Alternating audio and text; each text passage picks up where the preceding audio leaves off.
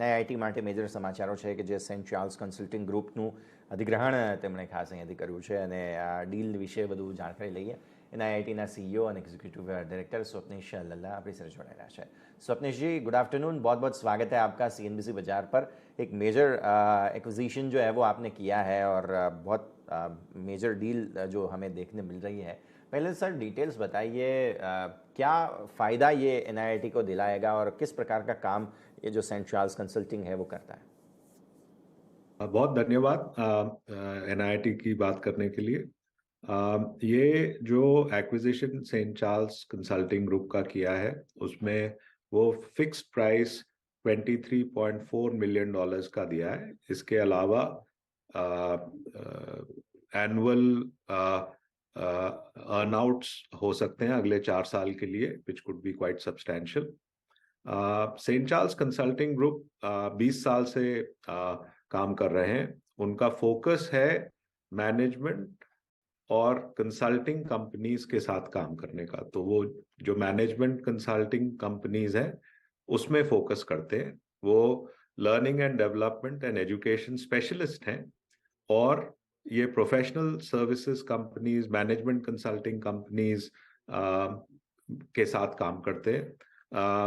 ये वर्ल्ड की सबसे बड़ी जो मैनेजमेंट कंसल्टिंग कंपनीज हैं उनमें 12 कंपनीज के साथ काम करते हैं. 12 आउट ऑफ 15 कंपनीज के साथ ये काम करते हैं.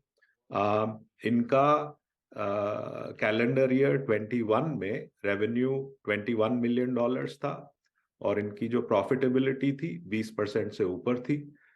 हम एक्सपेक्ट करते हैं कि ये एक्विजिशन काफी सिनर्जिस्टिक रहेगा हमारे लिए. ये एक्विजिशन NIIT के CLG ग्रुप के साथ रहेगा और उसमें इंटीग्रेट होएगा और काफी सिनर्जिस्टिक होएगा. CLG की काफी मैनेज ट्रेनिंग सर्विसेज जो हैं वो मैनेजमेंट और कंसल्टिंग कंपनीज यूज कर सकती हैं. उससे हमारा वॉलेट शेयर बढ़ सकता है जिसकी वजह से काफी ग्रोथ हो सकती है. और जो सेंट चार्ल्स कंसल्टिंग ग्रुप की कंसल्टिंग सर्विसेज हैं या स्ट्रेटेजिक ट्रेनिंग प्रोग्राम्स या इंटरवेंशंस जो वो बनाते हैं वो NIIT के बाकी कस्टमर्स के लिए काफी एडवांटेजेस और बेहतर रह सकते हैं. तो दोनों तरफ से ये एक्विजिशन काफी सिनर्जिस्टिक है. ये एक्विजिशन EPS और मार्जिन एक्रीएटिव भी रहेगी. अब सर हम ये देख रहे हैं कि जिस तरह से आपने ये अधिग्रहण किया है और उसके बाद अब देख रहे हैं कि इसके रिफ्लेक्शंस जो हैं वो बहुत जल्द आते हुए भी देखने मिलेंगे. ऑलमोस्ट जो 4 साल का जो एनुअल परफॉर्मेंस होगा उसके आधार पर जो बाकी का अमाउंट है वो आने वाले वक्त में आप देने वाले हैं. ये सिनर्जी कैसे काम करेगा सर? ये जैसे जैसे ये growth parameters, profit parameters meet करते जाएंगे उसके बेसिस पे उनको अर्नआउट मिलता रहेगा. जितना ज्यादा सिनर्जी करेंगे, जितना ज्यादा ग्रोथ करेंगे, जितनी ज्यादा प्रॉफिटेबिलिटी होएगी उसके बेसिस पे उतना ज्यादा उनका अर्नआउट हो सकता है. ठीक है सर. अब हमारा जो ये कंसल्टिंग का बुक है इसमें आप कितना एडिशन देख रहे हैं इससे आने वाले वक्त में और क्या सपोर्ट ये जो सेंट चार्ल्स है वहाँ से आता हुआ आप देखेंगे? बुक्स पे कितना रिफ्लेक्शन आ सकता है इससे? ये देखिए, जैसे मैंने आपको बताया कि इनका 2021 में $21 मिलियन के तकरीबन रेवेन्यू था और इनकी प्रॉफिटेबिलिटी 20% से ज़्यादा थी. इनकी काफ़ी अच्छी ग्रोथ हुई है. कैलेंडर ईयर 2022 में जब ख़त्म होएगा तो हम अनाउंस करेंगे. और आगे देखें तो इनकी बुक ऑफ बिजनेस काफ़ी अच्छी है और इनकी हम समझते हैं कि ग्रोथ 20% से ज़्यादा रहेगी. जो कंसल्टिंग कंपनीज के साथ वो काम कर रहे हैं वही कंसल्टिंग कंपनीज बड़े बड़े जो इंडस्ट्रियल हाउसेज हैं, जो फॉर्च्यून 1000 कंपनीज हैं, उनको एडवाइस करते हैं टैलेंट और टैलेंट ट्रांसफॉर्मेशन के लिए. वही ट्रेनिंग कंसल्टिंग कंपनीज अपने टैलेंट के ऊपर मार्केट से 2.5 गुना ज्यादा खर्चा करते हैं लर्निंग एंड डेवलपमेंट के ऊपर. तो हम समझते हैं कि उन कंसल्टिंग कंपनीज में काफी हेडरूम है ग्रोथ का. और जो ये सर्विसेज ऑफर करते हैं कंसल्टिंग कंपनीज को वो सर्विसेज एनआईटी के अलग कस्टमर्स जो यूनाइटेड स्टेट्स, यूरोप में है और इंडिया में है, उनको भी फायदा हो सकता है। तो दोनों तरफ से ग्रोथ अपॉर्चुनिटीज बन सकती है। जो हमने कैपेबिलिटी लेके आए हैं, जो लर्निंग, स्ट्रेटेजिक लर्निंग कंसल्टिंग की कैपेबिलिटी है, और जो सेगमेंट पे फोकस है मैनेजमेंट और प्रोफेशनल कंसल्टिंग कंपनीज का, उन दोनों से एनआईटी को काफी फायदा हो सकता है ग्रोथ और प्रॉफिटेबिलिटी।